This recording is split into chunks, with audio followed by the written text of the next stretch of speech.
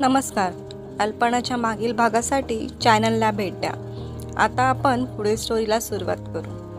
आता फोनवर नाही सांगू शकत, पण एक गोष्ट नक्की की शशीचा तापट, संतापी स्वभाव आणि संशयी वृत्ती माझ्या सहन करण्यापलीकडची आहे.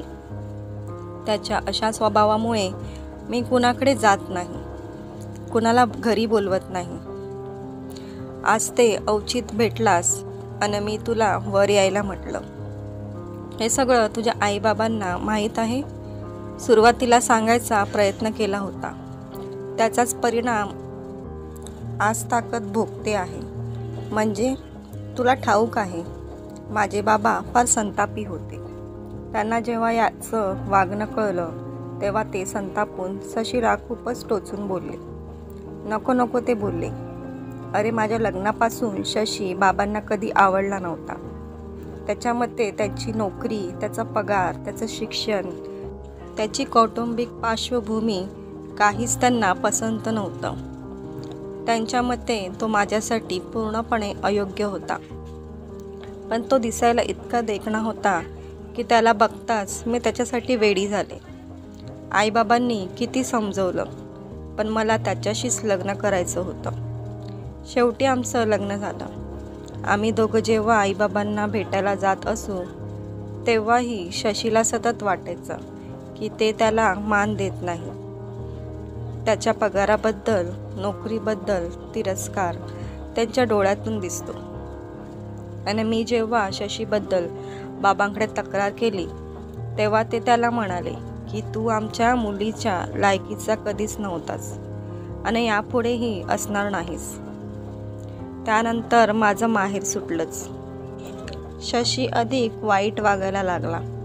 असा आहे माझा संसार. आई बाबा आता सुरेशकडे अमेरिकेत असतात. छान सेटल झाले आहेत. ते कधीही माझ्याकडे आले नाहीत आणि मीही त्यांच्याकडे गेले नाही. फक्त माझी लेक प्रिया हीच माझ्या आयुष्यातली हिरवळ आहे. तिच्यासाठीच मी जगते आहे. तीच माझा आधार आहे. तिच्याशी कसे वागतात शशी. प्रियावर फार जीव आहे त्यांचा, पण त्यांच्या स्वभावामुळे प्रिया त्याला खूपच घाबरून असते. आमच्या भांडणात ती उगीचच भरडली जाते. भेदरलेल्या हरणासारखी जगते ती. खरं तर तू काही दिवस आईबाबांकडे जाऊन राहायला हवं. सुरेशकडे. ती दोघं सुखात आहेत. सुरेश व त्याची बायको दोघांची खूप सेवा करतात. त्यांना तिथली सिटिझनशिप मिळाली आहे. पण मला वाटतं माझं दुःख मी त्यांना सांगून त्यांच्या आयुष्यातलं वादळ उठवायला नको. बरं, ते सगळं सोड. एक महत्त्वाचं म्हणजे मी उद्या 4च्या सुमारास तुझ्याकडे येते.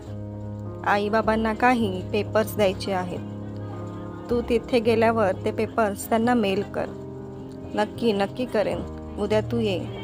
मी आणि मृणाल तुझी वाट बघू. लेकीलाही घेऊन ये. तिची ओळख होईल. मी फोन बंद केला. पण दुसऱ्या दिवशी 4 वाजेपर्यंत आम्हाला वाट बघावीच लागली नाही.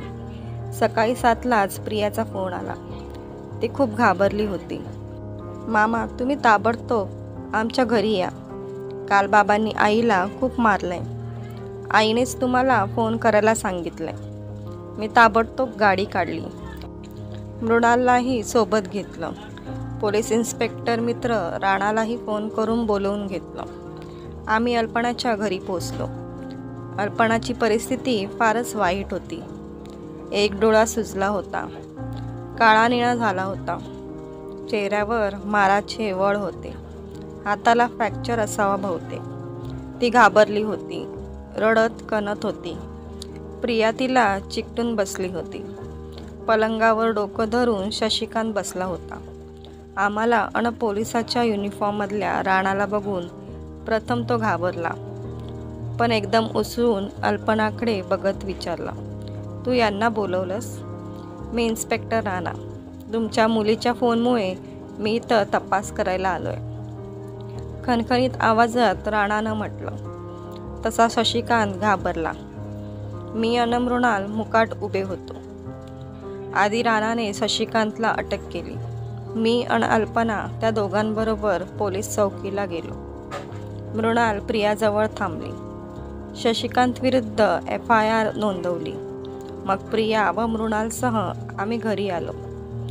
घरी येताच प्रथम मृणालने तिच्या डॉक्टर मैत्रिणीला फोन केला.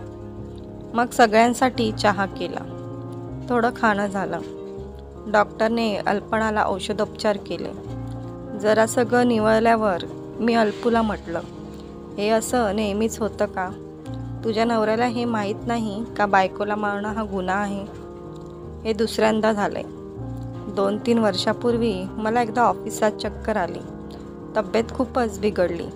तेव्हा एक कलीग त्याच्या गाडीने घरी सोडून गेला. तेव्हाही शशीनं मला फार मारलं होतं. माझ्या बाबतीत तो फार पॉझेसिव्ह आहे. मला कुठल्याही पुरुषाबरोबर तो बघू शकत नाही. अगं पण हे सगळं तू का सहन करतेस? त्याला तुझा पैसा हवाय आणि मग इतका पॉझेसिव्ह असणं? हजारदा मनात आलं वेगळं व्हावं, पण मुलीचा विचार मनात येतो आणि मी सहन करते. अगं पण सहन करण्याचीही एक सीमा असते. मानलं की आई बाबा, सुरेश, त्याची बायको यांना आपलं रडगाणं सांगायला नको म्हणून तू आजवर गप्प बसलीस. पण हे असं कुठवर सोसशील? आता नाही सोसणार.